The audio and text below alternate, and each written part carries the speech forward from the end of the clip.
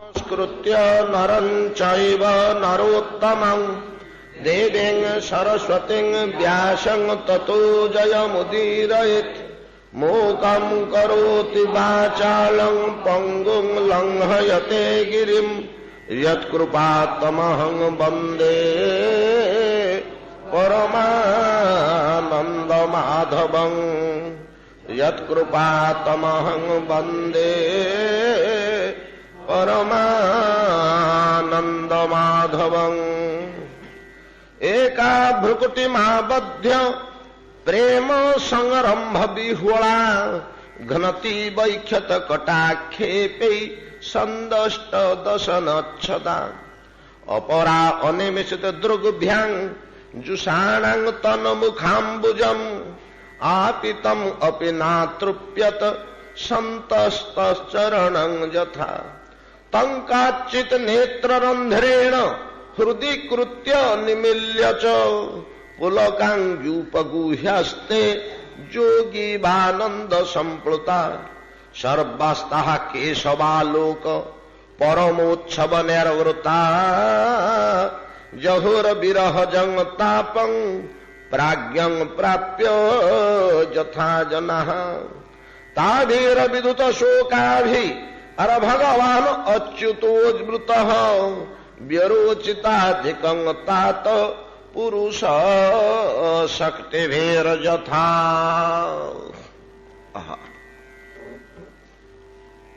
श्रील श्रीपाद शुकदेव गोस्वामी कहते महाराज परीक्षित श्रवण करंतु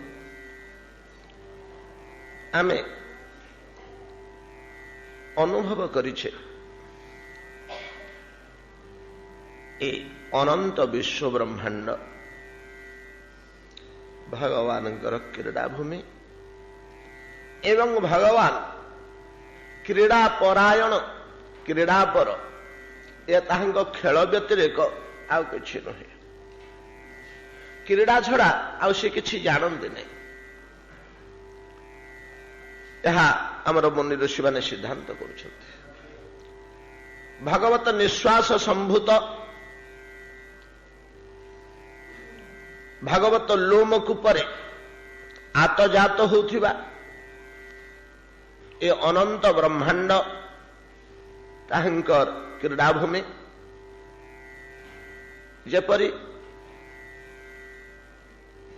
क्रीड़ा पर शिशुगण क्रीड़ा पर शाखा मृग वृक्षरु वृक्ष को डाल को डे खेलती भगवान तद्रूप अनंत ब्रह्मांड भितरे इतस्तत विचरण पूर्वक क्रीड़ा करते अतएव समस्त विश्व प्रभुंकर क्रीडार उपकरण आमे माने मध्य समस्ते प्रभुंक क्रीडार उपकरण आमे माने मध्य समस्ते क्रीडार उपकरण बड़ सुंदर भावरे राक्षसटे वृत्रासुर भक्ति भरा ओ दुर्वृत्र असुरटे हेले कौन होला असुर कूल कौन हरिभक्तिमान व्यक्ति नहांती कि प्रह्लाद विभीषण बहुत पाइबा भाया भक्ति एपरी गोटे जिनिष काली आमे भक्ति संबंध में आलोचना करुले नहीं जत सात सर्वत्र सर्वदा एतिकी टिके टिके पद श्लोकर कौन कम भाव रखिंट असुर देहरे कौन हरिभक्ति हबनी असुर देहरे सिना ज्ञान हबनी असुर सिना योगाभ्यास करिपरिबनी तपस्या कर से तपस्या सात्विक तपस्या नुह आसुरी तपस्या कठोर क्रूर कर्कश जो तपस्या को भगवान गीतारे निंदा कले एमती कठोर तपस्या करती जे मत कलबल कर पकाती प्रभु से तो तपस्या कला आपण कहीं कलबल होते कौन करेंगे ତା ହୃଦୟ ଭିତରେ ପରା ମୁଁ ରହିଯାଇଛି। କାହା ହୃଦୟ ଭିତରେ ନାହାନ୍ତି, ଭଗବାନ କାହା ହୃଦୟ ଭିତରେ ନାହାନ୍ତି, କୋଉଠି ନାହାନ୍ତି। ସେ ଅସୁରଟାର ହୃଦୟ ଭିତରେ ପରା ମୁଁ ରହିଯାଇଛି, ତାର ଚେତନା ସ୍ୱରୂପ, ତାର ଆତ୍ମା ସ୍ୱରୂପ। କିଏ କଲବଲ ହଉଛି? ଦେହକୁ ପୀଡ଼ା ଦେଲେ ଦେହ ଭୋଗୁଛି। ଦେହଟା ପରା ଜଡ଼ ପଦାର୍ଥଟେ, ଦେହ କଣ ଭୋଗେ? ଦେହଟା ମାଧ୍ୟମ ଆତ୍ମାର ସୁଖ ଦୁଃଖ ଉପଲବ୍ଧି ପାଇଁ। ଏଠି ସିଦ୍ଧାନ୍ତ ହବ ଯେ ଆତ୍ମାଙ୍କୁ ସୁଖ ଦୁଃଖ ବାଧେ ନା, ଯାଉ ସିଏ ଅଲଗା କଥା, ସେ ଦିଗକୁ ଆମେ ଯିବାନି। ତଥାପି ଆତ୍ମା ଭ୍ରମାତ୍ମକ ଭାବରେ ହେଲେ ମଧ୍ୟ ସୁଖ ଦୁଃଖ ଯେ ଅନୁଭବ କରେ, ତାର ନିଜସ୍ୱ ସୁଖ ଦୁଃଖ ତ ନାହିଁ ନା, ଦେହ ମାଧ୍ୟମରେ ସେ ସୁଖ ଦୁଃଖ ଭୋଗ କରେ। ଏଇଥିପାଇଁ ପରା ଭଗବାନ ସୃଷ୍ଟି ତିଆରି କଲେ। ଯାହାରେ ଯିବ କର୍ମଫଳ ସାରି ଦେଇକିରି ଆସିବୁ, ଯୋଉ କର୍ମାବରଣ ତୋ ଉପରେ ରହିଯାଇଛି, ତତେ ଦେହଟେ ଖଞ୍ଜା ହେଇଯାଉଛି, ଏ ଦେହ ମାଧ୍ୟମରେ ସତ୍କର୍ମର ସୁଫଳ ଗୁଡାକ ଭୋଗିଯିବୁ। ଶରକ ଚନ୍ଦନ ବନିତାଦିକ ଭୋଗ କରିଯିବୁ। ସତ୍କର୍ମ କ୍ଷୟ ହେଇଗଲା, ଅସତ୍କର୍ମ ବ୍ୟାଧି ପୀଡ଼ା ମନସ୍ତାପ ଘାତ ପ୍ରତିଘାତ ଇତ୍ୟାଦି ଅସତ୍କର୍ମର ଫଳ ଗୁଡାକ ଭୋଗିଯିବୁ। ଏଟା ସବୁ ଦେହରେ ଭୋଗ ହବ। ଭୋଗ ହେଇଗଲେ ଆବରଣ କ୍ଷୟ ହେଇଗଲା, ନିରାବରଣ ହେଇ ମୋ ନିକଟକୁ ଆସିଲେ ନିରାନନ୍ଦ ଭୋଗ କରିବୁ। ନିତରାଂ ଆନନ୍ଦ ଭୋଗ କରିବୁ, ସୁନିଶ୍ଚିତ ଆନନ୍ଦ ଭୋଗ କରିବୁ ମୋ ଭିତରକୁ ଆସିଲେ। ଏଥିପାଇଁ ଭଗବାନ ସୃଷ୍ଟି ନିର୍ମାଣ କରି ଆମକୁ ପଠେଇଛନ୍ତି। ଅତଏବ ଆତ୍ମା ରୂପେ ପ୍ରତ୍ୟେକ ଦେହ ଭିତରେ ଭଗବାନ ତ ଅଛନ୍ତି ଅନ୍ତର୍ଯ୍ୟାମୀ ରୂପରେ। ମୁଁ ଯେତେବେଳେ ସେ ଅସୁର ଭିତରେ ଥାଏ, ସେ ଅସୁରଟା କଠୋର ତପସ୍ୟା କରେ। ଯେମିତି ତପସ୍ୟା କଲା ହିରଣ୍ୟକଶ୍ୟପୁ, ସତେପି ମନ୍ଦର ଦୁର୍ନ୍ୟାଙ୍ଗ ତପଃ ପରମ ଦାରୁଣ, ଦାରୁଣ ତପସ୍ୟା। ଯେପରି ତପସ୍ୟା କଲା ରାକ୍ଷସ ରାବଣ, ଗୋଟେ ଗୋଟେ ମୁଣ୍ଡ କାଟିକିରି ଅଗ୍ନି ଭିତରକୁ ଫିଙ୍ଗି ଦଉଛି। କିଏ ପାଦ ଦୁଇକି ବାନ୍ଧି ଦେଇ ବୃକ୍ଷ ଡାଳରେ ତଳୁ ଅଗ୍ନି ପ୍ରଜ୍ୱଳିତ କରି ତା ଭିତରକୁ ମୁଣ୍ଡ ନୁଆଇ ନେଇଛି। ବିଚିତ୍ର ତପସ୍ୟା ଗୁଡାକ। କିଏ କଲବଲ ହଉଛି? ତା ଭିତରେ ଥାଏ ମୁଁ କଲବଲ ହଉଛି। ଛି, ବଡ କଦର୍ଯ୍ୟ ତପସ୍ୟା, ମତେ କଲବଲ କରୁଛନ୍ତି। ଗୀତାରେ ଆଜ୍ଞା କୋଉ ଶାସ୍ତ୍ରରେ ଆଉ ଜିନିଷଟା ମିଳୁନି। ଆଉ କୌଣସି ଶାସ୍ତ୍ରରେ ଆସୁରୀ ତପସ୍ୟା ଦ୍ୱାରା। ଏଥିପାଇଁ ଅନେକ ସମୟରେ ମୁଁ କହେ, ବ୍ରତ ଉପବାସ କଲେ ବେଶୀ କଲବଲିଆ ହିଁ କରିବୁନି, କାଷ୍ଟା ଭାବରେ। ଠାକୁର କଷ୍ଟ ପାଇବେ ହୃଦୟ ଭିତରେ। ଯେତିକି ପାରିବ। ବାଜି ମହାଶୟ କହନ୍ତି ଯେ ହରିଭଜନ ଯେମିତି ବ୍ୟାହତ ନ ହୁଏ, କଠୋର କାଷ୍ଟା କରି କଷ୍ଟ ପଡ଼ି ତପ ସାଧନ କଲେ, ବ୍ରତ ସାଧନ କଲେ, ଉପବାସ ପ୍ରଭୃତି କଲେ, ଯଦି ମସ୍ତିଷ୍କ ବିଚଳିତ ହେଲା, ଦେହ କଲବଲ ହେଲା, ହରିଭଜନରୁ ବିଚ୍ୟୁତ ହୋଇଗଲ, ହରିଭଜନରେ ଆଉ ମନ ଲାଗିଲାନି, ମନ ସ୍ଥିର ହେଲାନି, ସେ ତପସ୍ୟାର କି ମୂଲ୍ୟ ରହିଲା? ସେ ବ୍ରତର କି ମୂଲ୍ୟ ରହିଲା? ଯୋଉଥିପାଇଁ ନାଇଁ କି ପୁତ୍ର ପାଇଁ ଦୁଗ୍ଧ ଆବଶ୍ୟକ ଗାଈ କିଣା ହେଲା। ଯଦି ପୁତ୍ର କ୍ଷୀର ପାଇଲାନି, ସେ ଗାଈର ପୋଷିବାର କି ଫଳ ରହିଲା? ଶ୍ରୀକୃଷ୍ଣ ପ୍ରୀତ୍ୟର୍ଥେ ବ୍ରତ ଉପବାସ ତପସ୍ୟା, ସେ ଯଦି କଷ୍ଟ ପାଇଲେ, ବ୍ରତ ଉପବାସ ତପସ୍ୟାର ଉଦ୍ଦେଶ୍ୟ କଣ? ପ୍ରଭୁ ପ୍ରୀତ ହେବେ, ତାଙ୍କୁ ସନ୍ତୁଷ୍ଟ କରିବା ପାଇଁ ଆମର କିଛି କର୍ମାନୁଷ୍ଠାନ, ଶାସ୍ତ୍ରୀୟ କର୍ମାନୁଷ୍ଠାନ। ସବୁ କାର୍ଯ୍ୟର ମୂଳ ଲକ୍ଷ୍ୟ ଉଦ୍ଦେଶ୍ୟ ରହିବା ଉଚିତ। ତତ୍ପ୍ରୀତ୍ୟର୍ଥେ ବିନିଯୋଗ। ଆମେ ସଂକଳ୍ପ କରିଥିବା ପ୍ରଥମରୁ ତତ୍ପ୍ରୀତ୍ୟର୍ଥେ ବିନିଯୋଗ। ତତ୍ପ୍ରୀତି ଯଦି ନହେଲା, ତାହାଙ୍କ ସୁଖ ଯଦି ନହେଲା, ସେ ହଇରାଣ ହେଲେ, କଷ୍ଟ କଲବଲ ହେଲେ। ଏଇଭଳିଆ ଅସୁର ଦେହରେ ମଧ୍ୟ ହରିଭକ୍ତି ସମ୍ଭବ। ହରିଭକ୍ତିଟା ପରା ସର୍ବତ୍ର ସମ୍ଭବ। ଯତସ୍ୟାତ ସର୍ବତ୍ର ସର୍ବଦା। ଚଣ୍ଡାଳର ହରିଭକ୍ତି ହବନି, ପାପୀର ହରିଭକ୍ତି ହବନି। ଅଜାମିଳଠୁ ବଡ ପାପୀ ଆମେ କେ ଅଛି ଆମ ଭିତରେ? ଭକ୍ତି ଏମିତି ଗୋଟିଏ ଅପୂର୍ବ ପଦାର୍ଥ ଯେ ସମସ୍ତଙ୍କର ଭକ୍ତି ହେଇପାରିବ। ଭକ୍ତିମାନ ରାକ୍ଷସ ବୃତ୍ର ଯେତେବେଳେ ଇନ୍ଦ୍ରଙ୍କ ସହିତ ଯୁଦ୍ଧ କରୁଛି କି ସୁନ୍ଦର କଥା କହିଛି।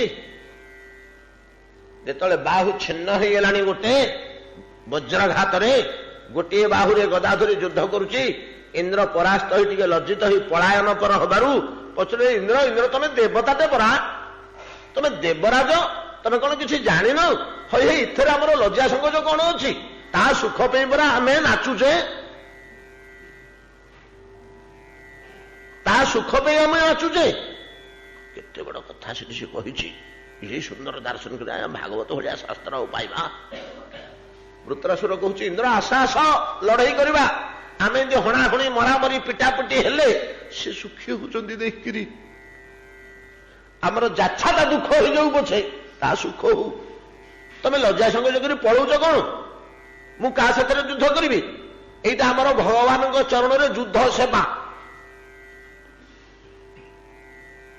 ଗୋପାଙ୍ଗନା ମାନଙ୍କର ଯେମିତି ଶୃଙ୍ଗାର ସେବା, ସିଙ୍ଗାରୀ ମାନଙ୍କର ଯେମିତି ବେଶ ସେବା, ପଣ୍ଡା ମାନଙ୍କର ଯେମିତି ନୈବେଦ୍ୟ ସେବା, ସେମିତି ଆମର ଏଇଟା ପରା ଯୁଦ୍ଧ ସେବା। ଷଣ୍ଢ ଲଢେଇ କଲେ ଲୋକେ ଯେମିତି ଦେଖନ୍ତି ସବୁ କାମ ଛାଡ଼ି ଦେଇକିରି ଦେଖନ୍ତୁନି। ମେଣ୍ଢା ଲଢେଇ କୁକୁଡା ଲଢେଇ ପାଇଁ କେତେ ପଇସା ଖର୍ଚ୍ଚ କରିଦଉଛନ୍ତି, ଦିନ ଦିନ କଟେଇ ଦଉଛନ୍ତି, କଣ ଗୋଟେ ସୁଖ ପାଉଛନ୍ତି ବୋଲି ତ। ସେମିତି ଭଗବାନ ପରା ଆମ ଦୁଇ ଜଣଙ୍କୁ ତିଆରି କରିଛନ୍ତି, ଲଢେଇ କଲେ ସେ ଦେଖିବେ। ଆଜ୍ଞା ଏମିତିକା ଏଇ ତାତ୍ପର୍ଯ୍ୟରେ କହିଛି, ଏଇ ତାତ୍ପର୍ଯ୍ୟରେ କହିଛି। ୟାଠୁ ବଡ ସମର୍ପଣ ଭାବ ଆଉ କିଛି ଜଗତରେ ମିଳିବ?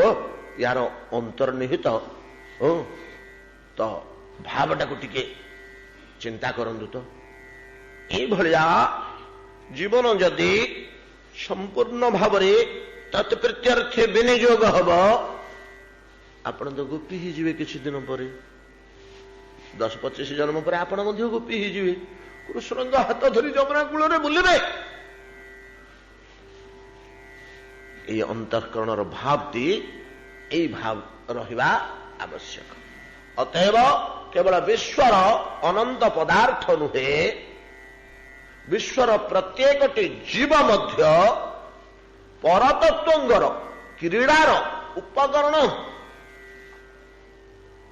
পশা খেলিବାକୁ ଆମେ ଗଲେ ପଶା ପାଲିଠୁ ଆରମ୍ଭ କରି, ପଶା ଗୋଟିଠୁ ଆରମ୍ଭ କରି ବସିବା ଶତରଞ୍ଜ ପର୍ଯ୍ୟନ୍ତ ସବୁ ଯେମିତି କ୍ରୀଡ଼ାର ଉପକରଣ, ତଦ୍ରୂପ ଏହି ବିଶ୍ୱର ପ୍ରତ୍ୟେକଟି ପଦାର୍ଥ, ପ୍ରତ୍ୟେକଟି ଜୀବତତ୍ତ୍ୱ ମଧ୍ୟ ଈଶ୍ୱରଙ୍କର କ୍ରୀଡ଼ାର ଉପକରଣ। ଆମ ସମସ୍ତଙ୍କର କାମ କଣ?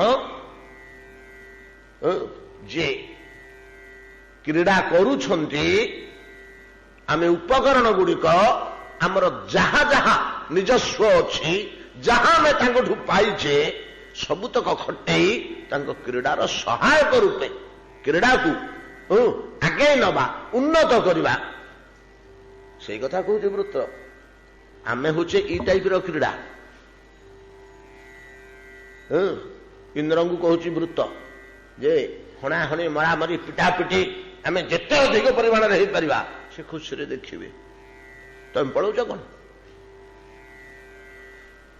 ଯଦି ବିଶ୍ୱର ସମସ୍ତଟି ପଦାର୍ଥ କ୍ରୀଡ଼ାର ଉପକରଣ, ଯିଏ ଯେଉଁ ଦାୟିତ୍ୱ ନେଇଛି ତା ଭିତରେ ସବୁଠୁ ଗୋଟିଏ ବଡ ଉପକରଣ ହଉଛି ଏଇ ଭୂଦେବୀ। ଭୂଦେବୀ ଏତେ ସୁନ୍ଦର ଉପକରଣ ଯେ ଉଠି ତାକୁ ପ୍ରିୟତମା କରି ପାଖରେ ବସେଇଛନ୍ତି ପରା ଜଗନ୍ନାଥ। ଭୂଦେବୀ ଉପକରଣର ମୂଳୀଭୂତା ପଦାର୍ଥ ନାଇଁ କି? ସମସ୍ତ ଅନ୍ୟାନ୍ୟ ଉପକରଣର ବେଶ ହଉଛି କିଏ? ସେ ଏ ଭୂଦେବୀ। ତାର ଶୋଭା ଶ୍ରୀଦେବୀ, ତାର ପରିପାଟି ଶ୍ରୀଦେବୀ। ଭୂଦେବୀ ଆଉ ଶ୍ରୀଦେବୀ ସେଥିପାଇଁ ତାଙ୍କର ଗୋଟେ ପ୍ରିୟତମ ହୋଇଛନ୍ତି, ଦୁଇ ପାଖରେ ଦୁଇ ଜଣଙ୍କୁ ବସେଇଛନ୍ତି। ସେଇ ଭୂଦେବୀ ନିଜର ସର୍ବଶ୍ରେଷ୍ଠ ସେବା ରୂପେ ସ୍ୱକୀୟ ଉପହାର ସ୍ୱଗର୍ଭରୁ ବାହାର କରି ପ୍ରଦାନ କରୁଛନ୍ତି ମହାରାସର କ୍ରୀଡ଼ାସ୍ଥଳୀ, ଯାହାକୁ ଲୁଚେଇ ରଖିଥିଲେ ପୀଠ ଟିକି, କାଳିନ୍ଦର ଗର୍ଭ ଭିତରୁ ପ୍ରକାଶ କରୁଛନ୍ତି। ଆଲୋଚନା କରିନଥିଲେ କି ଆମେ ଏ ବିଷୟରେ? ଯେପରି ଦ୍ୱାରକାପୁର ରାଜଧାନୀ କରିବା ନିମନ୍ତେ ସମୁଦ୍ର ପ୍ରଦାନ କରିଥିଲେ, ମନେ ଅଛି ତ? ଯେତେବେଳେ ଜରାସନ୍ଧ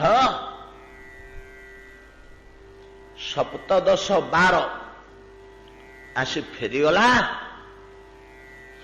ନାଇଁ କି? ଗାଢ ନିଦ୍ରାରେ ସମସ୍ତେ ଶୋଇଛନ୍ତି ମଥୁରାରେ। ରାତି ଅଧରେ ଚାରିପଟ 17 ଅକ୍ଷୌଣୀ ନା 18 ଅକ୍ଷୌଣୀ, 23 ଅକ୍ଷୌଣୀ, 23 ଅକ୍ଷୌଣୀ ସୈନ୍ୟ ଦେଇ ଘେରେଇ ଦେଲା। ଅନ୍ତର୍ଯାମୀ ପ୍ରଭୁ ଅନ୍ତଃକରଣରେ ସେଜରେ ଶୋଇଥିଲା ବେଳେ ଜାଣିଲେ ମଥୁରାର କଥା ଏଇଟା। ଉଠିକିରି ବସିଲେ, ଉଠିକିରି ବସି ସ୍ମରଣ କଲେ, ଜରାସନ୍ଧ ତ ପଳେଇ ଆସିଲା, ତାର 23 ଅକ୍ଷୌଣୀ ସୈନ୍ୟ, ସେଥିରୁ ଥୋଡେ ଆଣିଛି ଥୋଡେ ଅଛି, ଏ ସବୁତକ ସୈନ୍ୟ ତାର ନିପାତ କରିଦେବାକୁ ହବ। ତେଣୁ ତା ସୈନ୍ୟତକୁ ଶେଷ କରିଦେଇକିରି ଜରାସନ୍ଧକୁ ଛାଡ଼ିଦେବା। ଛାଡ଼ିଦେଲେ ସେ ଯାଇ ଆଉ ତାର ବାକି ଥିବା ସୈନ୍ୟ ଉଡ଼କୁ ଆଣିବ। ଏ ସୈନ୍ୟ ନିପାତ କାର୍ଯ୍ୟ ଚାଲୁ। ପୃଥିବୀ ପୃଷ୍ଠରୁ ଭୟଙ୍କର ବିଦ୍ୱେଷୀ ଗୁଡାକ, ଜୀବଦ୍ରୋହୀ ଗୁଡା ଶେଷ କରିଦେବାକୁ ହବ। ଜରାସନ୍ଧଟାକୁ ମାରିଦେଲେ ତା ସୈନ୍ୟ ବାହିନୀଟା ଭାଙ୍ଗିଯିବ, କିଏ କୁଆଡେ ହେଇଯିବେ, ଆଉ ଆମେ ପାଇବାନି। ସେ ଶୃଙ୍ଖଳିତ କରି ଦଳ ଦଳ କରି ଆଣୁଥାଉ, ଆମେ ଶେଷ କରୁଥିବା। ହେଲେ ଜରାସନ୍ଧର ଦୁର୍ଦ୍ଦର୍ଶ ବାହିନୀ, ତାକୁ ନିପାତ କରିବା ପାଇଁ ଆମର ଟିକେ ଐଶୀ ଶକ୍ତିର ଆବଶ୍ୟକତା ଅଛି ବୋଲି ଟିକେ ଚିନ୍ତା କଲେ, ସ୍ମରଣ କଲେ। ଦାରୁକ, ଆମ ରଥ ନେଇ ଆସିଲ। ବୈକୁଣ୍ଠରୁ ଆସିଲେ ଦାରୁକ ଓ ସେ ରଥଟିର ନାଁ କଣ? ଜଗନ୍ନାଥଙ୍କର ନନ୍ଦିଘୋଷ ରଥ। ନନ୍ଦିଘୋଷ ରଥ ଓ ଦାରୁକ ସାରଥି ସିଧା ବୈକୁଣ୍ଠରୁ ଆସିଲେ। ସେ ପାର୍ଥିବ ପଦାର୍ଥ ନୁହନ୍ତି, ପାର୍ଥିବ ଜୀବ ନୁହନ୍ତି ଦାରୁକ। ମୁଁ ତ ଆଶ୍ଚର୍ଯ୍ୟ ହେଲି, ମତେ ବଡ ଖୁସି ଲାଗିଲା। ଏ ଦାରୁକ କାହା ପୁଅ? ଏ କୋଉଠୁ ଜନ୍ମ ହୋଇଛନ୍ତି? କୋଉ ବଂଶରେ ଜାତ? ଏଡେ ପ୍ରିୟ ଭକ୍ତଟି। ମହାଭାରତରେ ଦାରୁଙ୍କର ଏମିତି ଅନ୍ତରଙ୍ଗତା କୃଷ୍ଣଙ୍କ ସାଥିରେ 2-4ଟା ଜାଗାରେ ଦେଖିବାକୁ ମିଳେ। ବହୁତ ଖୋଜା ଚାଲିଥିଲା, ଦେଖିଲା ବେଳକୁ ସିଏ ଆମର ଏଠି ଜନ୍ମ ହୋଇନାହାନ୍ତି, ଏଠିକା ଲୋକ ନୁହନ୍ତି, ସିଧାସଳଖ ବୈକୁଣ୍ଠରୁ ଆସିଛନ୍ତି।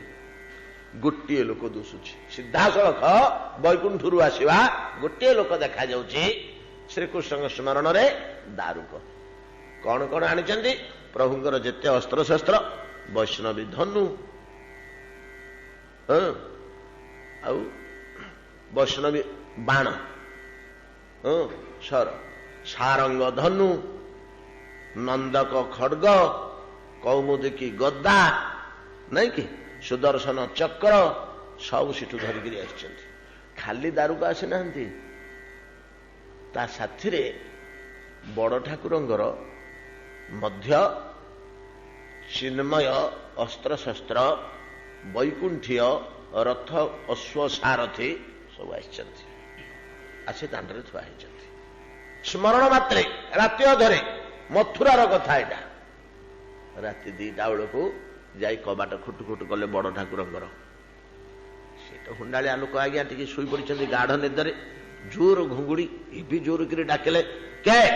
ପାଟି କଲେ ସେ, ଭାଇ ମୁଁ ଦୁଡି ଧଡପଡ ହେଇ ଆସିଲେ। ପ୍ରାଣର ଭାଇ କୃଷ୍ଣ, ହୃଦୟଟା ହଉଛି କୃଷ୍ଣ ବଡ ଠାକୁରଙ୍କର।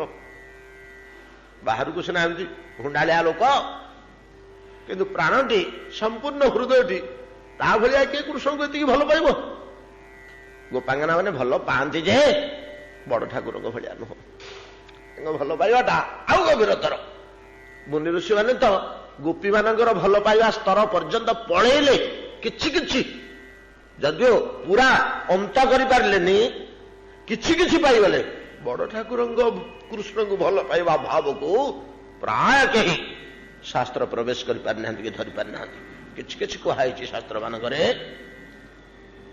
କି ପରିମାଣରେ ସେ ସ୍ନେହ କରନ୍ତି କୃଷ୍ଣଙ୍କୁ। କଣ ରେ, କଣ ହେଲା ରେ, ଶୋଇନୁ ଯାଇକି? କାଳେ କୃଷ୍ଣର କଣ ହେଇଗଲା କି? ତା ପେଟ କାଟୁଛି କି, ତା ମୁଣ୍ଡ ବଥଉଛି କି? ଦୁଡିକିରି ପଳେଇ ଆସିଲେ, କାହିଁ ମତେ ଡାକୁଛି? କୁଣ୍ଡେଇ ପକେଇଲେ, କଣ ହେଲା ରେ? ଆଉଁସି ପକେଇଲେ, କଣ ହେଇଛି? ନାଇଁ ମୋ ଭାଇ, ଏମିତି ଏମିତି ଘଟଣା, ଜରାସନ୍ଧ ଆସି ଚାରିପଟ ଫେରେଇ ଗଲାଣି। ତୁ ତୁ କେମିତି ଜାଣିଲୁ? ହଁ ମୁଁ ଜାଣିଲି। ହେଇ ଆପଣଙ୍କର ନିତ୍ୟ ରଥ, ନିତ୍ୟ ସାରଥୀ, ଅଶ୍ଵ, ଅସ୍ତ୍ରଶସ୍ତ୍ର ସବୁ ଦାନ ଦ୍ୱାରେ ଥୁଆ ହେଇଛି। ଭାଇ ଭୁଲରେ ଜରାସନ୍ଧକୁ ମାରିବନି, ତା ସୈନ୍ୟବାହିନୀ ନିପାତ କରି ସେଇଟାକୁ ଛାଡ଼ିଦବା। ସବୁଥର ଛାଡ଼ିଛନ୍ତି, 17 ଥର ଆସିଲା, 18 ଥରକୁ ବିରକ୍ତ ହେଇଗଲେ। 18 ଥର ଆସି ଯେତେବେଳେ ଘେରେଇଲା ଫେରେ ବିରକ୍ତ ହେଇଗଲେ। ବିରକ୍ତ ହେଇ ସ୍ମରଣ କଲେ, ସମୁଦ୍ର ଆମ ଜାଗାଟା ଟିକେ ସଜାଡ଼ି ଦିଅଟି, ତ ମଇଳା ଘାସଲଟା ହେଇଯାଇଥିବ। ସମୁଦ୍ର ସାଙ୍ଗେ ସାଙ୍ଗେ ସ୍ୱଗର୍ଭରୁ ନାଇଁ କି ଦ୍ୱାରକାପୁର ଉଠେଇଲେ।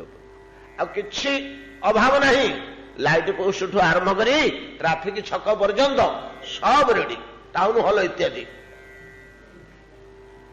ମ୍ୟୁନିସିପାଲିଟି ଅଫିସ ମଧ୍ୟ ହେଇଯାଇଛି। ସୁନ୍ଦର ନଗର। ଫେରେ କେମିତି ନଗର? ସମୁଦ୍ର ଭିତରେ ନଗର, ଗୋଟିଏ ପଥ ଦ୍ୱୀପକୁ ଯିବା ପାଇଁ। ପଥଟିରେ 7ଟି ପର୍ବତ, 7ଟି ପର୍ବତ। ପ୍ରତ୍ୟେକ ପର୍ବତର ଚୂଡାରେ ଗୋଟିଏ ଗୋଟିଏ ସୈନ୍ୟବାହିନୀ ଯାଞ୍ଚ କରିବା ପାଇଁ ରହିଛନ୍ତି। ଯିଏ ସେ ଭିତରକୁ ପଶିବ ସେମାନେ ସେଠି ଯାଞ୍ଚ କରିକି ଛାଡ଼ିବେ। ଏଇଭଳିଆ ଦ୍ୱାରକର ବ୍ୟବସ୍ଥା। ଏଇଟା ସୁଦାମା ପ୍ରସଙ୍ଗରେ ଆପଣ ଦେଖିବାକୁ ପାଇବେ। ସୁଦାମା ବ୍ରାହ୍ମଣ ଯେତେବେଳେ ଆସିଲେ ଦ୍ୱାରକା ଗଲେ, ସବୁଠି ଚେକ୍ ହେଇଯାଇଛନ୍ତି। 7ଟା ପର୍ବତ ପାର ହବ, ଓହ୍ଲେଇବ, ଆଉ ଗୋଟେ ପର୍ବତ ଚୂଡାକୁ ଚଢିଲା ବେଳକୁ କେମିତି ଦୁର୍ଗ, ଭଗବାନଙ୍କ ପାଇଁ ତିଆରି ହେଇଛି ଦୁର୍ଗ। ଏ 7ଟି ପର୍ବତ ଚଢିବ, ଓହ୍ଲେଇବ, 7ଟି ସୈନ୍ୟବାହିନୀ କି ପାର ହେଇକରି ଗଲେ ଦ୍ୱାରକା ଭିତରକୁ ପ୍ରବେଶ କରିବ। ସବୁ ପ୍ରକାର ସୁବ୍ୟବସ୍ଥା। ତ ରାତି ଅଧରେ ଭାଇ ବଳରାମଙ୍କୁ କହିଲେ, ଆମେ 2 ଜଣ ରହିବା, ୟାଙ୍କୁ ସବୁ ପଠେଇଦବା, ୟାଙ୍କୁ ସବୁ ପଠେଇଦବା। ଏ ସମସ୍ତେ ନିଦ ଭାଙ୍ଗିଲା ବେଳକୁ ସକାଳ 6ଟାରେ। ଆଉ ମଥୁରାରେ ନାହାନ୍ତି କେହି। କୋଉଠି ଅଛନ୍ତି? ସବୁ ଦ୍ୱାରକାରେ। କିଏ ଉଠିଲା, ମୁହଁ ଧୋଇଲା, ଆରେ ଗାମୁଛାଟା କାହିଁରେ? ସେ ଦୌଡ଼ିରେ ଶୁଖେଇଥିଲା ମଥୁରାରେ, ଦେଖିଲା ବେଳକୁ ଗାମୁଛାଟା ଅଛି ଯେ ବାହାର ପଟକୁ ଯେତେବେଳେ ଚାହିଁଲା, ଏଟା ତ ଆମ ଗାଁ ନୁହଁ, ଗାମୁଛାଟା କିନ୍ତୁ ଅଛି। କିଏ ଭାତ ପଖାଳିଥିଲା, ଦେଖିଲା ବେଳକୁ ଠିକ ଅଛି, କିନ୍ତୁ ତାର ସେ ମାଟି ଚୁଲି ନାହିଁ, ଦ୍ୱାରକାର ଚୁଲି, ଅଷ୍ଟରତ୍ନ ନିର୍ମିତ। ସକାଳୁ ଉଠି ସମସ୍ତେ ତାଜୁବ ହୋଇ ଏପଟ ସେପଟ ମଥୁରାବାସୀ ଚାହୁଁଛନ୍ତି, ବାଟଘାଟ ପାଉନାହାନ୍ତି, ଏଇଟା କୋଉ ସାହି, ଏଇଟା କେଉଁ ସାହି ପଚାରୁଛନ୍ତି, କିନ୍ତୁ କେହି କାହାକୁ କିଛି କହୁନାହାନ୍ତି, କେହି କାହାକୁ କିଛି କହୁନାହାନ୍ତି। ପରିଶେଷରେ ନିର୍ଣ୍ଣୟ କଲେ, ଏ ରହସ୍ୟ କୃଷ୍ଣଙ୍କ ଛଡା ଆଉ କେହି ଜାଣିବନି। ଗୋଟିଏ ରାତିରେ ନିଦ ଭାଙ୍ଗିଲା ବେଳକୁ ସମସ୍ତେ ସେଠି ଅଛନ୍ତି। ସବୁ ଜିନିଷ ପଳେଇଛି, ଯାହାର ଯାହା ଥିଲା ଛୋଟକାଟିଆ ଜିନିଷ। ସକାଳୁ ଦାନ୍ତ ଘଷିବ ବୋଲି ଦାନ୍ତ କାଠି ଟିକେ କିଏ ଖୋସି ଦେଇଥିଲା ଚାଳରେ, ସେଠୁ ଖୋସା ହେଇଛି। ସବୁ ଜିନିଷ ଯାଇଛି, କିଛି ରହିନି। ଯେପରି ପୃଥ୍ୱୀ ସମୁଦ୍ର ସ୍ୱଗର୍ଭରେ ଭଗବାନଙ୍କର ଲୀଳାସ୍ଥଳୀ ଦ୍ୱାରକା ଭୂମିକି ଲୁକାୟିତ ରଖିଥାନ୍ତି, ଏଇଟା ଆମେ ସମସ୍ତେ ଜାଣିଛେ। এই রহস্যটা আমি সমস্তে জানিছে। যেতবে প্রয়োজন হুয়ে তাকে প্রকাশ করতে এই সুরম্য দ্বারকা রাজধানী ঠিক তদ্রূপ কালিন্দীଙ୍କ গর্ভরে লুকায়িত হই সর্বদা থাকে। এটা তো বহুদিন পরে থরে বাহারিব না, বহুদিন পরে যেতবে প্রভু সমস্ত তাং সমাদায় বিভু ব্যাপক ভগবান সুখদেব গোস্বামী কହୁଛନ୍ତି তা সমাদায় কালিন্দ্যা নির্বিশ্য পুলিনং বিভু বিকশত কুন্দ মন্দার সুরভ্য নীল ষটপদং।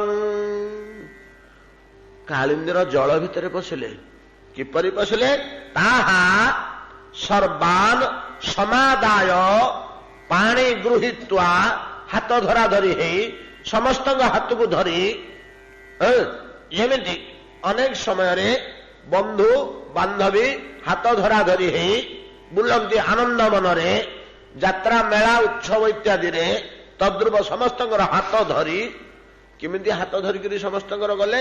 ଇଏ ତ ଜଣେ ଲୋକ, ସେମାନେ ଅନନ୍ତ ଅନେକ ନା ବିଭୁ, ପରମ ବୈଭବଶାଳୀ, ପରମ ବ୍ୟାପକ। ବିଭୁ କହିଲେ ବୈଭବଶାଳୀ, ବ୍ୟାପକ ବିଷ୍ଣୁ। ବିଷ୍ଣୁ ଶବ୍ଦର ତାତ୍ପର୍ଯ୍ୟ, ବିଷ୍ଣୁ ଶବ୍ଦର ଅର୍ଥ ବ୍ୟାପନଶୀଳ। ବିଷ୍ଣୁ ବିଭୁ ବୈଭବଶାଳୀ। କି ବୈଭବ? ନା ଏମିତି ଅନେକ ବିଭବ ତାଙ୍କର ରହିଛି, ଅନେକ ଐଶ୍ୱର୍ଯ୍ୟ ତାଙ୍କର ରହିଛି। ସେ ବିଭୁ, ସେ ଏକ ହିଁ ମଧ୍ୟ ଅନେକଙ୍କର ହସ୍ତ ଅନେକ ମୂର୍ତ୍ତିରେ ଧାରଣ କରିପାରନ୍ତି। ଏଇଠୁ ହିଁ ଅନେକ ମୂର୍ତ୍ତି ହେଲେଣି, ଏଇଠୁ ହିଁ ଅନେକ ମୂର୍ତ୍ତି ହେଲେଣି। ଏଟା ଗୋପୀମାନେ ସିନା କିଏ ଜାଣିପାରୁନାହାନ୍ତି, ସମସ୍ତେ ମନେ ମନେ ଖୁସି ହଉଛନ୍ତି ଯେ ମୋ ହାତ ଧରିକିରି ଶ୍ୟାମ ସୁନ୍ଦର ମୋତେ ନେଇଯାଉଛନ୍ତି କୁଞ୍ଜ କାନନ ଭିତରକୁ, ମୋତେ ସମସ୍ତଙ୍କଠୁ ବେଶୀ ଭଲ ପାଉଛନ୍ତି। ଅନ୍ୟାନ୍ୟ ମାନଙ୍କୁ ଏତେଟା ଭଲ ପାଉନାହାନ୍ତି, ତାଙ୍କ ହାତ ଧରିନାହାନ୍ତି, ମୋ ହାତ ଧରିକିରି କେଡ଼େ ଆଗ୍ରହରେ ମୋତେ ନେଇଯାଉଛନ୍ତି। ମୁଁ କେଡ଼େ ସୌଭାଗିନୀ। ଆହା, ପ୍ରତ୍ୟେକଟି ଗୋପୀର ଚିନ୍ତାଧାରା ଏହା। ସମସ୍ତଙ୍କର ପାଣି ଗ୍ରହଣ ପୂର୍ବକ ନିର୍ବିଶ୍ୟ, ଏ ନିର୍ବିଶ୍ୟ ଶବ୍ଦଟାକୁ ଧରି ଏମାନେ ଏ ରହସ୍ୟଟି ଉଦ୍ଘାଟନ କଲେ। ଯମୁନାର କିଞ୍ଚିତ ଜଳ ମଧ୍ୟରେ ପ୍ରବେଶ କରି ପୁଳିନ କାଳିନ୍ଦୀ, କାଳିନ୍ଦୀ ହରଦ ସ୍ୱଗର୍ଭରୁ ଊର୍ଦ୍ଧ୍ୱକୁ ଉତ୍ଥିତ କରେଇଥିବା ବିଶାଳ ରମଣୀୟ ଭୂଖଣ୍ଡ, ସେଟାକୁ କି ଭାଷାରେ ଆମେ ବର୍ଣ୍ଣନା କରିବା? ପାର୍ଥିବ ଭାଷାରେ ସେଟା ବର୍ଣ୍ଣନା ହବ କି? ପରତତ୍ତ୍ୱଙ୍କର, ପରମ ପୁରୁଷଙ୍କର, ପରମେଶ୍ୱରଙ୍କର ଶୃଙ୍ଗାର ସ୍ଥଳୀ, ଯୋଉଠି ସେ ଗୋପାଙ୍ଗନା ମାନଙ୍କ ସହ କ୍ରୀଡ଼ା କରିବେ, କୌତୁକ କରିବେ, କେଳି ବିଳାସ କରିବେ, ସେ ସ୍ଥାନ କେମିତି ସଜା ହେଇଛି? କେଳି ବିଳାସର ସହଯୋଗୀ ରୂପେ, ସୁଯୋଗ୍ୟ ରୂପେ କିପରି ନିର୍ମାଣ ହେଇଛି, ସେଟା ଆମେ କଣ କଳ୍ପନା କରିବା? ଏଟା ତ ଅପ୍ରାକୃତ ଜିନିଷଟା।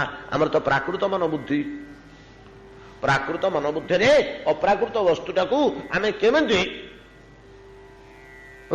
ଲକ୍ଷ୍ୟ କରିବା, ଧାରଣା କରିବା? କରିପାରିବାନି। ତାରି ଭିତରକୁ ପ୍ରବେଶ କଲେ। କିଭଳିଆ ସ୍ଥାନ ସେ? ସୁଖଦେବ ଗୋସ୍ୱାମୀ ଟିକିଏ ନାକୁ ଖାଲି ଛୁଆଇ ଦେଲେ। ତା ସମାଦାୟ କାଳିନ୍ଦ୍ୟା ନିର୍ବିଶ୍ୟ ପୁଳିନଂ ବିଭୁ ବିକସନ କୁନ୍ଦ ମନ୍ଦାର ସୁରଭ୍ୟ ନୀଳ ଷଟପଦମ୍। କୁନ୍ଦ ମନ୍ଦାର, କୁନ୍ଦଟା ସିନା ରାତ୍ରିରେ ଫୁଟେ, ମନ୍ଦାରଟା ରାତ୍ରିରେ ଫୁଟେ କି? ନିଶି କାଳରେ ମନ୍ଦାରଟା ଫୁଟେ କି? କୁନ୍ଦ ଫୁଟେ। ମନ୍ଦାରଟା ସୂର୍ଯ୍ୟୋଦୟ ସମୟରେ ଫୁଟେ। ଏଠି ତ ସ୍ପଷ୍ଟ କହିଲେ ବିକସନ। ଆରେ ମନ୍ଦାରଟା କଢି ହେଇକିରି ଥିଲା କି? ନା ନାଇଁ ମ, ବିକସନ ପୁରା ଫୁଟି ଯାଇଥିଲା। ରାତିରେ କେମିତି ମନ୍ଦାରଟା ଫୁଟିଲା? କାହିଁକି ଫୁଟିବନି? କଣ ଅସୁବିଧା? ତମ ଗାଁରେ ସିନା ଫୁଟିବନି, ଏ ଗାଁରେ ଫୁଟିବନି? ପ୍ରାକୃତ ଜଗତରେ ଫୁଟେ ନା ବିନା ସୂର୍ଯ୍ୟ କିରଣରେ। ତାପରେ ଅପ୍ରାକୃତ ଜଗତର କଥା, ଏଠି ତମର ସଂସାରର ବିଧିବିଧାନ, ବେଦର ବିଧି ନିଷେଧ ଏଠି ରହିବ କି? ରହିବ? ବେଦର ବିଧି ନିଷେଧ, ପ୍ରାକୃତିକ ନିୟମ, ପ୍ରାକୃତ ଜଗତ ପାଇଁ ସିନା ଏଠି କିଛି ନିଷେଧ ଅଛି କି? ଆମେ ଏଇଟାକୁ ନେଇ ସେଠି ଆରୋପ କରିଦଉଛେ। ଆମର ତ ଚିନ୍ତାଧାରା ୟାରି ଭିତରେ ସୀମାବଦ୍ଧ, ତେଣୁ ଆମର ଏଇଟା ସେଇଠି ଆରୋପିତ ହେଇଯାଉଛି। ଲକ୍ଷ୍ୟ ରଖିବ, ଏଇଟା ଅପ୍ରାକୃତ ଜଗତର କଥା, ଏଟା ଅପ୍ରାକୃତ ଭୂମି, ଚିନ୍ମୟ ଭୂମି, ଭଗବାନଙ୍କର ଲୀଳା ଅପ୍ରାକୃତ ଲୀଳା। ଏ ମୂର୍ତ୍ତି ଗୁଡ଼ିକ ଅପ୍ରାକୃତ ମୂର୍ତ୍ତି, ତାକୁ ପ୍ରାକୃତ ଭାବରେ ଆପଣମାନେ ଧରନ୍ତୁନି। ଏ କାର୍ଯ୍ୟକଳାପକୁ ପ୍ରାକୃତ ଭାବରେ ଧରନ୍ତୁନି। এইটাকে সেটি আরোপ করেদেওয়াটা স্বাভাবিক। আমি যেতিকি জানিছু সেই ভাবে আমি চিন্তা করেদেলু। হ্যাঁ, চিন্তা হয়েযিব যে আমি তো অধম, ইয়ার ভিতরে অছু, হলে টিকে টিকে দেখ, এতিকি স্মরণ কর যে নাই নাই মো ভাবনাটা ঠিক নুহ। মু যেতিকি জানিছি প্রাকৃত জগতর অনুভূতি মোর অছি, সেইভাবে মু ভাবি দউছি সিনা এটা প্রকৃতরে অপ্রাকৃত ভূমি, অপ্রাকৃত লীলা, অপ্রাকৃত রস, एटा प्राकृतिक जगतर रहस्य नुहे। इति दिन आउ राति नाई, इति दिन आउ राति अच्छी कि ये तो यही पड़िशा घर कथा आमर ब्रह्मलोक आरपटा ब्रह्मलोक जो माया जगत सरीगला विरजा नदी पार ही अंधकार प्रदेश टाक आरपट को पलैले न तद भाषयते सूर्य न शशांक न पावक नहीं कि से तो सूर्य नहीं कि चंद्रमा नहीं दिन राति आसब कोठू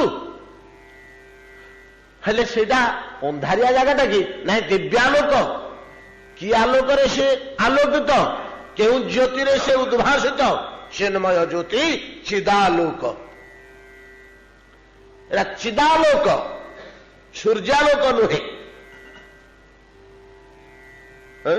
एतादृश अप्राकृत राज्य सूचे देले बाटे एते टिके पदरे बुझिवा लोक बुझिज विकसन कुंद मंदार दिवसर कुसुम मंदार रात्रि कुसुम कुंद उभय प्रस्फुटित समस्ते फुटिचंदी सेठी दिवस निशिर प्राकृत नियम लागू होबनी ता समादाय कालिंद्या निर्विश्य पुलिनंग विभू पुलिनंग उपकंठ देखला भाया मन हूँ पुलिन शब्दर अर्थटा आमर अमर कोशरे दिखाई आमे पुलिन बोले तटभूमि की अर्थ करी बुझुचे जलर तटभूमि नदीर हुड़ा समुद्रर कूल पुलिन कह सीटा सी कहना ता पुलिन शब्दर अर्थ कौन सीना आम व्यवहार होती चतुष्पार्श्व जल थाई मध्य भागरे स्थल को पुलिन कह से वाक्यटा देते केवे गोटे पढ़ी टीकार मोर ख्याल अच्छी पुलिन शब्दर अमर कोश प्रवृत्ति देखिले जना पड़ो से उद्धार कर से वाक्यटा पुलिन शब्दर अर्थ अमर सिंह कौन लिखुं पुलिन कहले तटभूमि खाली नुहे आम जमी भावुचे गोटे पाखे जल गोटे पाखे स्थल समुद्र कूल भाया नाई चतुष्पार्श्व जल थाई मझे जो द्वीपाकार भूमि आम जोटा को द्वीप बोली कहूचु यहीटा को पुलिन कहुए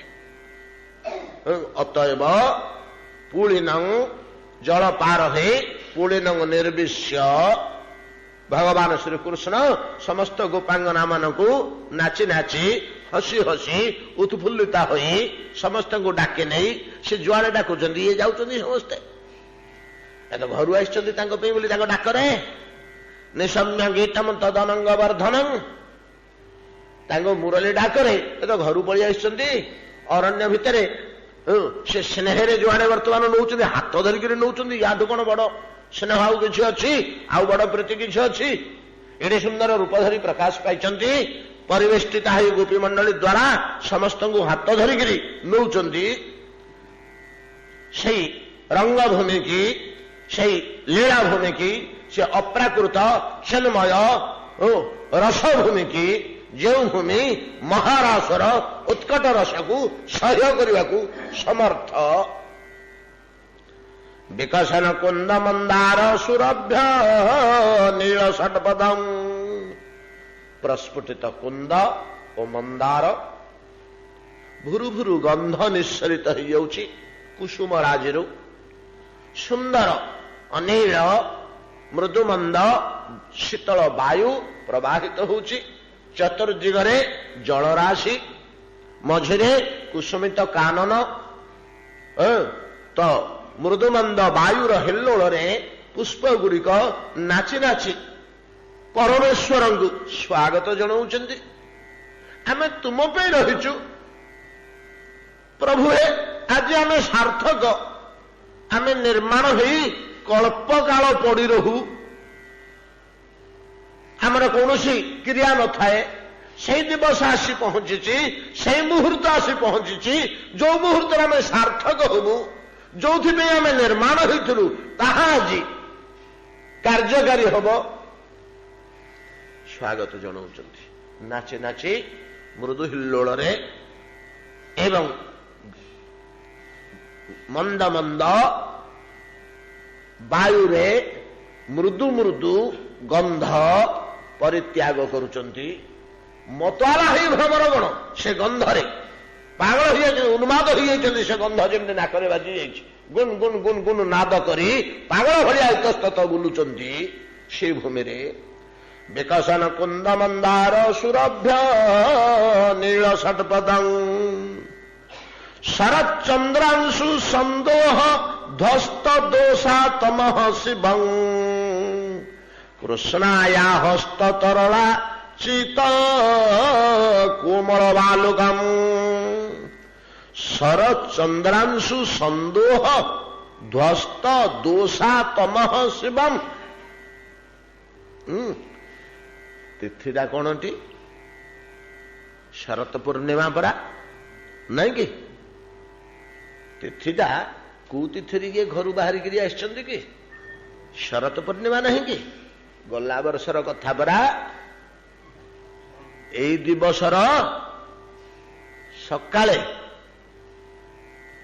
सूर्योदय पूर्व नंद गोप कुमारिका कात्यायनी व्रत करने जाइथिले एई कालिंदी के स्नान करने वस्त्र गुड़िक थोईदे कूଳରେ कालिंदी स्नान करी इष्ट मंत्र जप करी करी जेतळे मुंड बुड़ेइचंती ऊपर को उठी जेतळे खोजुचंती आउ वस्त्र नहीं नहीं कि आज दिन कथा नुह कि आज तिथिर कथा जे गला वर्ष ई वर्ष नुह सकाळर कथा एटा गला वर्षर केते केते कथा केते केते कथा जोटा को ये पर्यंत धारणा करी होनी ये कौन कल है प्रभु तुम्हें आम विदेशी की कौन कहबू कहीं एमती कौन तमें या ठाकुर बोलिक मानुच झील पिला गुड़ा बाथरूम रे पशि बेले लुगापटा धरी पलाऊची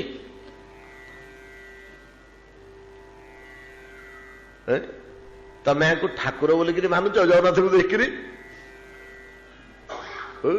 ये आर्यभूमि नहले जन्मगत दार्शनिकता न रहिले ये तत्व को ग्रहण कर आम कौन जानू जगन्नाथ विषय किसी जानू कि आम प्राण कि तो मनटा केमी मानला कौन से पाइलु रे कौन पाइबी ताकू तो पाई ये छड़ा आम कि जानू ताठू कि पाचे से कि तत्व कि रहस्य कहीं किसी ज्ञान अच्छी आमर कौन पे आवेगता प्रति हृदय अच्छी एटा जन्मगत एटा आर्यभूमि संभव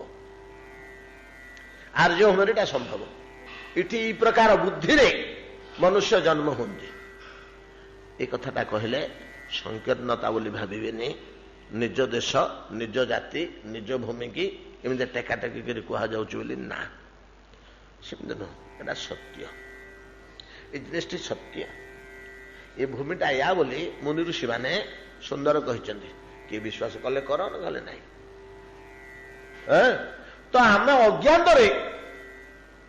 से नाना सन्देह ये कौन यहाँ परिशेष कहते अति अज्ञानी अति अधम गुड़ा कहू जमी छोट शिशु माने कादुअरे गोटे मूर्ति तैयार करी खेलती अज्ञान शिशु हाथ गोड़ आखि नाक कान तो कर जाने माटी गुड़ाटे चिपी देकरी गोटे केमती किंभूत कमागार कर दिए सेमती गोटे कर बस तो अति अज्ञान गुड़ाक हाँ हाँ तमें आमको अति अज्ञान कहू तो आम से राज्य अज्ञान ही बुड़िक था तुम जागतिक ज्ञान आम पूरा लोप पाई जाऊ खाली जगन्नाथ ज्ञान आम बुड़िक रहू ये जागतिक ज्ञान पूरा लोप पाई जाऊ कहतु से आमको अज्ञानी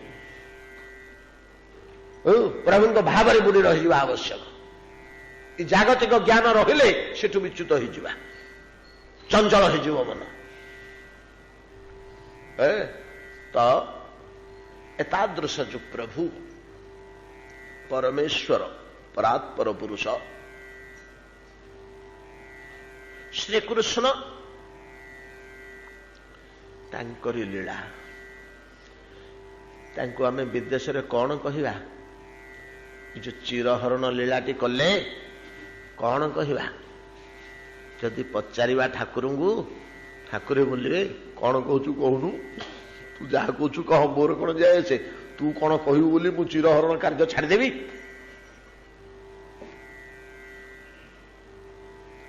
जहा हो ଯାହା ଅବସ୍ଥା କଲେ କଲେ ଗୋପକୁମାରୀ ମାନଙ୍କୁ, କିନ୍ତୁ ସେଇଠି କହିଦେଇଥିଲେ ଅପେକ୍ଷା କର ଗୋଟିଏ ବର୍ଷ, ମୁଁ ତମ ଅନ୍ତରର କଥା ସବୁ ଜାଣୁଛି ଲୋ। ଆର ବର୍ଷକୁ ସେ ଦିନଠୁ ଅପେକ୍ଷା କରି ପଡିଛନ୍ତି। କୋଉଦିନ ଆର ବର୍ଷ ଆସିବ, ଠିକ ଗୋଟାଏ ବର୍ଷ, ପ୍ରଭୁ ବାକ୍ୟ ଠିକ ଆଜିର ଜିନିଷ। କାତ୍ୟାୟନ ବ୍ରତ ସମାପନ କରିଥିଲେ ଯୋଉଦିନ, ପରବର୍ତ୍ତୀ ବର୍ଷ ସେଇ ତିଥି ସେଇ ଦିନରେ ସେଇ ରାସ ପୂର୍ଣ୍ଣିମା, ଶରତ ପୂର୍ଣ୍ଣିମା ର ଘଟଣା ଇଏ ରାତ୍ରିରେ ଆହ୍ୱାନ କରି ଆଣିଛନ୍ତି। କହିଥିଲି ବର୍ଷ କଠେଇ ବୋଲି, ବର୍ଷେ ପୁରୀ ଯାଉଛି ଆଜି। 365 ଦିନ 5 ଘଣ୍ଟା ପୂର୍ଣ୍ଣ ହେଇଗଲା। ସକାଳ ସୂର୍ଯ୍ୟୋଦୟ ବେଳକୁ ମୋ ବାକ୍ୟର ଏବେ ଆସିକିରି 12 ଘଣ୍ଟା ବିତିଗଲାଣି। ଆଜି ରାତ୍ରିରେ ସେମାନଙ୍କର ପ୍ରାପ୍ୟ ଶୁଝିଦେବା। କଳ୍ପ କଳ୍ପ ଧରି ପଡି ରହିଛନ୍ତି ଯୋଉ ପଦାର୍ଥ ଟିକକ ପାଇବା ପାଇଁ। ଇନ୍ଦ୍ରତ୍ୱ, ବ୍ରହ୍ମାତ୍ୱ, ଶିବତ୍ୱ, ସାର୍ବଭୌମତ୍ୱ, ମୁଖ୍ୟ କିଛି ନଉନାହାନ୍ତି। ଯୋଉ ପଦାର୍ଥ ଟିକକ ପାଇଁ ସେଟିକ ଆଜି ସେମାନଙ୍କୁ ସେମାନଙ୍କ ପ୍ରାପ୍ୟ ତାଙ୍କୁ ଦେଇଦେବା। ସେ ତିଥି ଆସି ଯେତେବେଳେ ପହଞ୍ଚିଛି, ସେଇ ଶରତ ପୂର୍ଣ୍ଣିମା, ଶରତ ଚନ୍ଦାଂଶୁ ସନ୍ଦୁହ ଧ୍ୱସ୍ତ ଦୋଷାତମ ଶିବମ୍ କୃଷ୍ଣାୟା ହସ୍ତ ତରଳାଚିତ କୋମଳ ବାଲୁକମ୍। ଶରତ ଚନ୍ଦ୍ରାଂଶୁ ସନ୍ଦୋହ ଯୋଉ ଭୂମିଟିରେ ଯାଇ ପ୍ରବେଶ କଲେ ଗୋପାଙ୍ଗନା ମାନଙ୍କର କର ଧାରଣ ପୂର୍ବକ ଭଗବାନ ନନ୍ଦନନ୍ଦନ, ସେ ଭୂମି କି ପ୍ରକାର ଉଦ୍ଭାସିତ ହେଇଛି? ଶରତ ଚନ୍ଦ୍ରାଂଶୁ ସନ୍ଦୋହ। ସନ୍ଦୋହ କହିଲେ ସମୂହ, ସନ୍ଦୋହ ସମୂହ। ସନ୍ଦୋହ କହିଲେ କାହାକୁ ସନ୍ଦୋହ କୁହାଯାଏ? ଏ ଫୁଲର ଗଭାକୁ ସନ୍ଦୋହ କୁହାଯାଏ। ଏ ଯୋଉ ଫୁଲର ମଣ୍ଡା ନେଇ ତିଆରି ହଏନି, ତାକୁ ସନ୍ଦୋହ କୁହାଯାଏ। କଦମ୍ବ ସନ୍ଦୋହ ବୋଲେ କଦମ୍ବ ଫୁଲ ଗୁଡିଏ ଏକାଠି ଗୁନ୍ଥା ହେଇ ରହିଛି। ଚମ୍ପକ ସନ୍ଦୋହ, ତାକୁ ସନ୍ଦୋହ କୁହାଯାଏ। ମାଳା ସନ୍ଦୋହ। ମାଳାର ନାମ ହଉଛି ଦାମ, ଆଉ ଗୁଫାର ନାମ ହଉଛି ସନ୍ଦୋହ। ସନ୍ଦୋହ ଗୋଟିଏ ସନ୍ଦୋହରେ, ସନ୍ଦୋହ କଲେ ସମୂହ, ଅନେକ ଗୁଡ଼ିଏ କୁସୁମ ଏକତ୍ର ଗ୍ରଥିତ ହୋଇ ଗୋଟିଏ ପେଣ୍ଡୁ ଭଳିଆ ତିଆରି ହେଇଛି। ସନ୍ଦୋହ ୟାକୁ କୁହାଯାଏ। ଏଠି ସନ୍ଦୋହ ଶରତର ଚନ୍ଦ୍ରାଂଶୁ ସନ୍ଦୋହ। ଶରତକାଳୀନ ଚନ୍ଦ୍ରମା, ବିଶେଷ କରି ପୂର୍ଣ୍ଣିମାର ଚନ୍ଦ୍ରମା, ତାର ଯେତିକି ଜୋତ୍ସନା ସବୁତକ ତ ବିକଶିତ କରିଦେଇଥାଏ। ସେ ସବୁତକ ଗୁମ୍ଫା ହେଇ, ପୁଷ୍ପ ଗୁଡିକ ବୃକ୍ଷରେ କୋଉଠି ଥିଲା କି?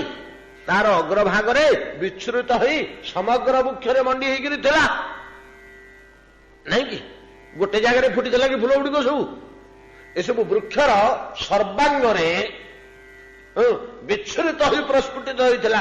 ସେଗୁଡିକ ଚତୁର୍ଦିଗରୁ ସଂଗ୍ରହ କରି ଆଣି ଆମେ ଯେମିତି ସନ୍ଦୋହଟିଏ ନିର୍ମାଣ କଲେ, ଚନ୍ଦ୍ରମାର ଯେତକ ସ୍ନିଗ୍ଧତା, ଯେତକ ଶୀତଳତା, ଯେତକ ସୁଧାତ୍ୱ, ଯେତକ ଶୁଭ୍ରତା, ସବୁତକୁ ସଂଗ୍ରହ କରି ସେଇ ଦ୍ୱୀପରେ ଆସିକି ରହିଛି। କାହିଁକି? ଚନ୍ଦ୍ରଜୋତ୍ସନାର କଣ ଆବଶ୍ୟକତା କି?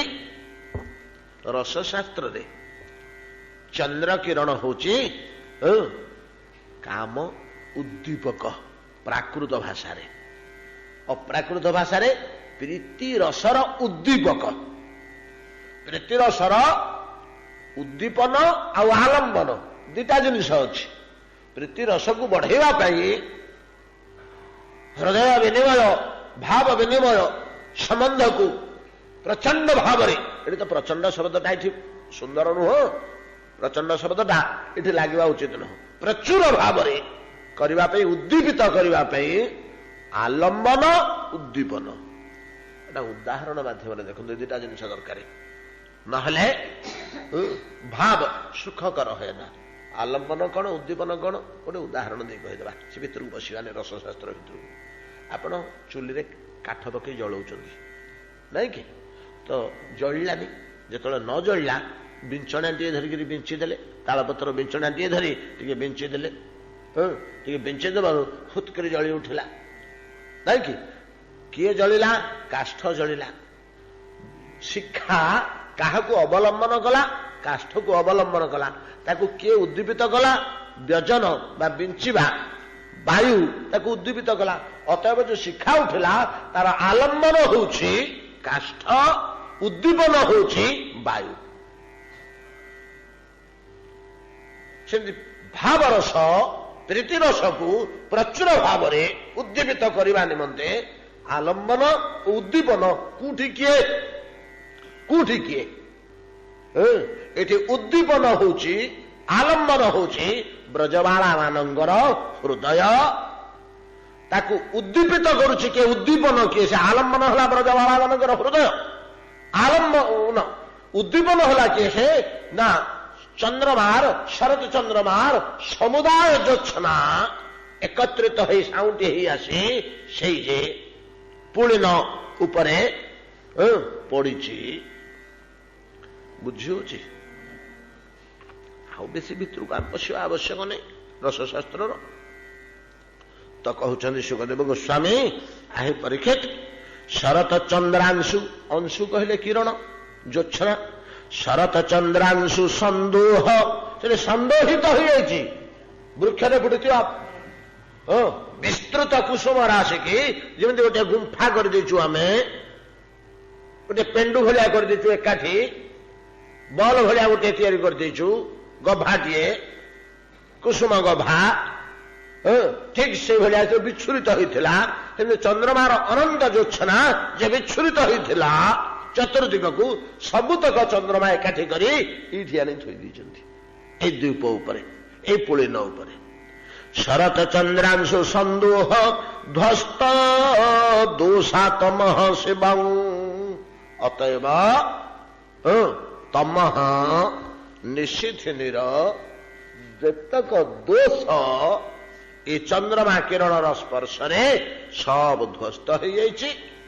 ଏବଂ ଆଜିର ଏ ନିଶିଥିନିଟି ଶିବಂ ପରମ ମଙ୍ଗଳମୟୀ ହେଇଯାଇଛି। ସବୁତକ ଦୋଷ ଦୂର ହେଇଯାଇଛି। ନିର୍ଜନତା, ଶୀତଳତା, ସ୍ନିଗ୍ଧତା, କାମୋଦ୍ଦୀପକ, ପ୍ରୀତି ଉଦ୍ଦୀପକ, ଜ୍ୟୋତ୍ସ୍ନା ରାଶି, କୁସୁମ ସମୂହ, ମନ୍ଦ ହିଲ୍ଲୋଳିତ ବାୟୁ, ଚତୁର୍ଦିଗରେ ଜଳରାଶି ପରିବେଷ୍ଟିତ, ଯେମିତି ସ୍ଥାନକୁ ଦୁର୍ଗତୁଲ୍ୟ, କେହି ଆଉ ବାହାରୁ ପ୍ରବେଶ କରିବାର ଶଙ୍କା ହିଁ ନାହିଁ। ନିଶ୍ଚିନ୍ତରେ ଯୋଉଠି କ୍ରୀଡ଼ା କରିହବ, କାହିଁକିନା ଚତୁର୍ଦିଗରେ ଜଳରାଶି। ଫେରେ ଆଉ କଣ ନା ଏମିତି ଗୋଟିଏ ପୁଳିନ କାଳିନ୍ଦୀ ଗର୍ଭରେ ଅଛି ବୋଲି କିଏ ଜାଣିଛନ୍ତି ଯେ ଯିବେ ସିଆଡକୁ? ପୂର୍ବରୁ ଦେଖୁଥିଲେ ସିନା, ଏଠି ଶୁଖିଲା ଜାଗା ଖଣ୍ଡେ ଅଛି, ଦୁଇପଟେ ଅଛି, ମଝିରେ ଖଣ୍ଡେ ଟାପୁ ଅଛି, ଚାଲ ଯିବା ବୋଲି କିଏ ଆସିବ? ଆଉ ତ ନଥିଲା। ଆଜି ଏପରି ପ୍ରକାଶ ଭାଇ କିଏ ଜାଣିଛି ଯେ ସେ ଭିତରକୁ ଆସିବ? ଅତଏବ ଧ୍ୱସ୍ତ ଦୋଷ, ସମସ୍ତ ପ୍ରକାର ଦୋଷ ରହିତ ହେଇ ଶିବଂ ତ କେଳି ବିଳାସ ନିମନ୍ତେ ପରମ ରମଣୀୟ କେବଳ ନୁହଁ, ପରମ ମଙ୍ଗଳମୟ, କୌଣସି ଆଶଙ୍କାର ପ୍ରଶ୍ନ ନାହିଁ। ଏତିକି ଟିକେ ଶଙ୍କା ମନରେ ବସିବନି। ଏ ଗୋପନ ଲୀଳାଟିରେ ଏତିକି ଟିକେ ଶଙ୍କା କାହାର? ସେଠି ଗୋପୀମାନଙ୍କର ଆସିବନି କି ଶ୍ରୀକୃଷ୍ଣଙ୍କର ଆସିବନି। ଲୌକିକ ଦୃଷ୍ଟିରୁ ଯଦି ଆମେ ବିଚାର କରିବା, ଏହି ପ୍ରକାର ଭାବରେ ପ୍ରକୃତି ଦେବୀ ଉପକରଣ ରୂପେ ପୂଜାରିଣୀ ସାଜି କୃଷ୍ଣ ପୂଜା ନିମନ୍ତେ ନିର୍ମାଣ କରିଛନ୍ତି ଏହି ସ୍ଥାନଟି।